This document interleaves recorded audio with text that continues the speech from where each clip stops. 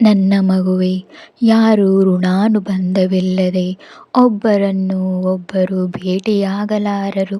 ಹಾಗೆಯೇ ನನ್ನ ಸಂಬಂಧವೂ ಕೂಡ.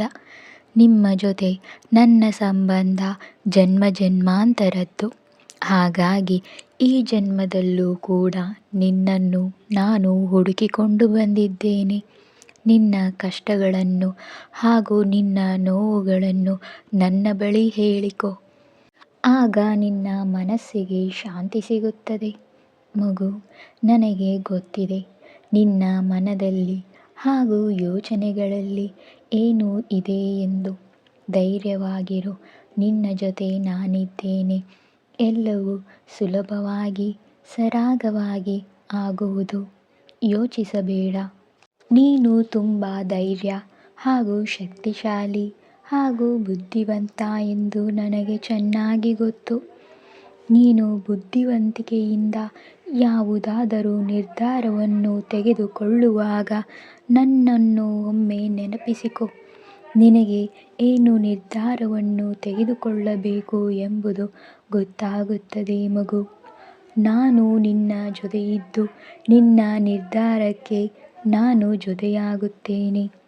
ನೀನು ಯಾವಾಗ ನನ್ನನ್ನು ಮರೆತು ನಿರ್ಧಾರವನ್ನು ತೆಗೆದುಕೊಳ್ಳುವೆಯೋ ಆಗ ನಿನಗೆ ಯಾವ ನಿರ್ಧಾರವನ್ನು ತೆಗೆದುಕೊಳ್ಳಬೇಕು ಎಂಬ ಗೊಂದಲ ಸೃಷ್ಟಿಯಾಗುತ್ತದೆ. ಹಾಗಾಗಿ ಆ ಗೊಂದಲ ಸೃಷ್ಟಿಯಾಗಬಾರದು ಎಂದರೆ ನೀನು ನನ್ನನ್ನು ನೆನಪಿಸಿಕೊ. ನಾನು ನಿನ್ನ ಬಳಿ ಇರುತ್ತೇನೆ. ಮಗು, ಜ್ಞಾನ ಹೆಚ್ಚಾದಂತೆ ಅಹಂಕಾರವಲ್ಲ ವಿನಯ ಹೆಚ್ಚಳ ಆಗಲಿ. ಅಹಂಕಾರದಿಂದ ಬಂದ ಜ್ಞಾನ ವಿಷ ಮಗು. ವಿನಯದಿಂದ ಬಂದ ಜ್ಞಾನ ಅಮೃತಕ್ಕೆ ಸಮಾನ. ನಿಮ್ಮ ಪಾಠ ಏನು? ನಂಬಿಕೆಯನ್ನು ಹೃದಯದಲ್ಲಿಟ್ಟು ಪ್ರೀತಿಯಿಂದ ನಡೆಯುವುದು, ವಿಶ್ವಾಸದಿಂದ ಬಾಳುವುದು. ಇಂದು ನಾನು ನಿನಗೆ ಕೇಳಿಕೊಳ್ಳುವುದು ಒಂದೇ ಸಣ್ಣ ಪ್ರತಿಜ್ಞೆ. ಗೊತ್ತಿದ್ದರೂ ಗರ್ವವಿಲ್ಲದೆ ಗೊತ್ತಾಗಲಿ ಅಂದರೆ ನನ್ನಿಂದಲೇ. ಮಗು, ನಾನು ಈ ದಿನ ಒಂದು ಸರಳವಾದ ಮಾತನ್ನು ಹೇಳುವೆ. ಜ್ಞಾನ ಹೆಚ್ಚಾದಷ್ಟು ಅಹಂಕಾರಿಯಾಗದೆ, ಜ್ಞಾನ ಹೆಚ್ಚಾದಷ್ಟು ವಿನಮ್ರತೆಯಿಂದ ಇರು. ನಿಮ್ಮ ಜೀವನದಲ್ಲಿ ತಿಳಿವು, ವಿದ್ಯೆ, ಅನುಭವ ಇವೆಲ್ಲ ಅಮೂಲ್ಯ ಮಗು.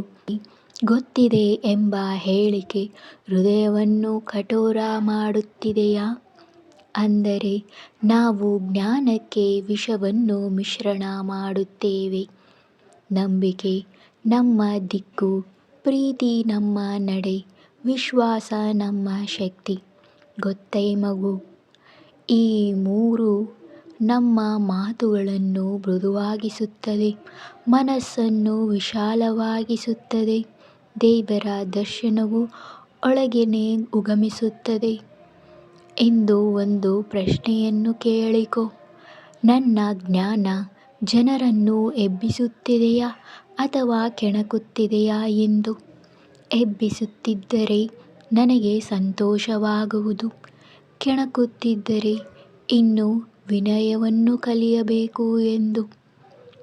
ನಾನು ನಿಮಗೆ ವಿನಯದ ಜ್ಞಾನ, ಪ್ರೀತಿಯ ಹೃದಯ, ಅಚಲ ವಿಶ್ವಾಸವನ್ನು ನೀಡಿ ಉನ್ನತ ಸ್ಥಾನಕ್ಕೆ ಕರೆದೊಯ್ಯುತ್ತೇನೆ. ಮಗು, ನಿಮ್ಮ ಜೀವನದಲ್ಲಿ ನೀವು ಮಾಡುವ ತೀರ್ಮಾನಗಳು ಯಾವಾಗಲೂ ಯಾರಾದರೂ ಹೇಳಿದ ಮಾತಿನಿಂದ, ಯಾರಾದರ ಒತ್ತಾಯದಿಂದ ಅಥವಾ ಬೇಸರದಿಂದಾಗುವುದಿಲ್ಲ. ಅವು ನಿಮ್ಮ ಹೃದಯದ ಆಳದಲ್ಲಿರುವ ಶಾಂತಿ ಮತ್ತು ಒಗ್ಗಟ್ಟಿನ ಕಾಳಜಿಯಿಂದಲೇ ಬರುತ್ತವೆ.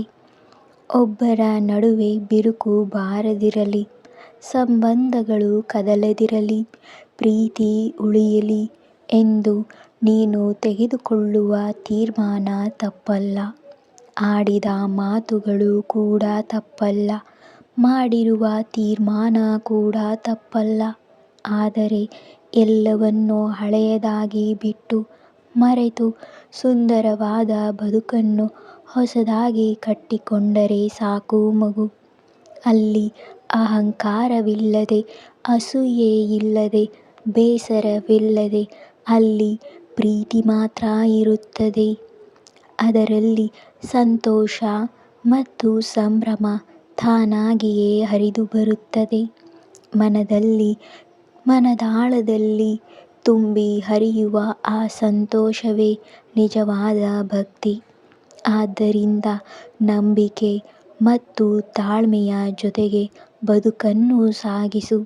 ನಾನು ಸದಾ ನಿಮ್ಮ ಜೊತೆ ಇದ್ದೇನೆ. ಒಳ್ಳೆಯ ಸಂಬಂಧಗಳು ಗಡಿಯಾರದ ಸೂಜಿಗಳಂತೆ ಇರುತ್ತವೆ. ಸೂಜಿಗಳು ದಿನವಿಡೀ ಸುತ್ತುತ್ತಾ ಇರುತ್ತವೆ. ಕೆಲ ಕ್ಷಣ ಮಾತ್ರ ಪರಸ್ಪರ ಭೇಟಿಯಾಗುತ್ತವೆ.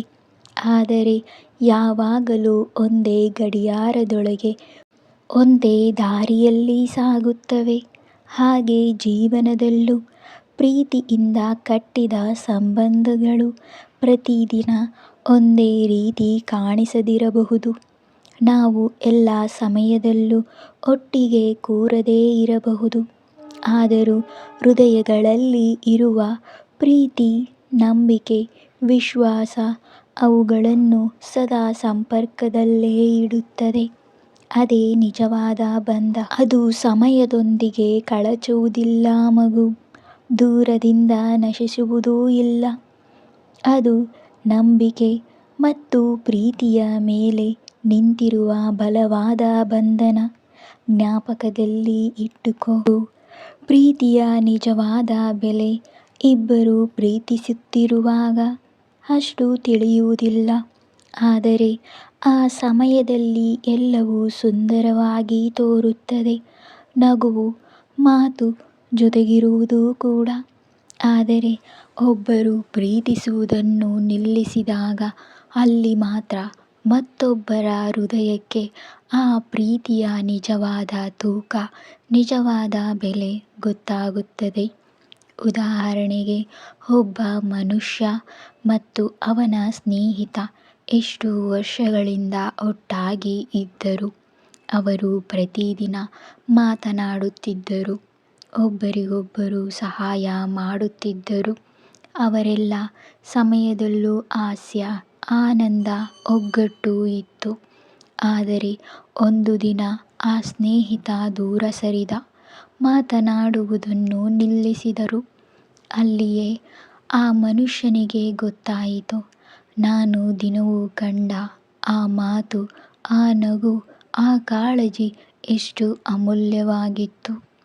ಅವನು ಆಗ ಮಾತ್ರ ಆ ಪ್ರೀತಿಯ ಬೆಲೆ ತಿಳಿದವನು. ಹೀಗಾಗಿ ನಾನು ನಿನಗೆ ಹೇಳುವುದು ಏನೆಂದರೆ, ಯಾರಾದರೂ ನಿಮ್ಮನ್ನು ಪ್ರೀತಿಸುತ್ತಿದ್ದರೆ ಅದನ್ನು ಅಲ್ಪವಾಗಿ ತೆಗೆದುಕೊಳ್ಳಬೇಡಿ. ಇರುವಾಗಲೇ ಕಾಳಜಿ ವಹಿಸಿ ಕೃತಜ್ಞತೆಯನ್ನು ತೋರಿಸಿ. ಇಲ್ಲದಾದ ಮೇಲೆ ಬೆಲೆ ಅರ್ಥವಾಗದಂತೆ ಇರುವಾಗಲೇ ಮೌಲ್ಯವನ್ನು ತಿಳಿದುಕೊಳ್ಳಿ, ಅರ್ಥವನ್ನು ಮಾಡಿಕೊಳ್ಳಿ. ಎಲ್ಲರಿಗೂ ಶುಭವಾಗಲಿ.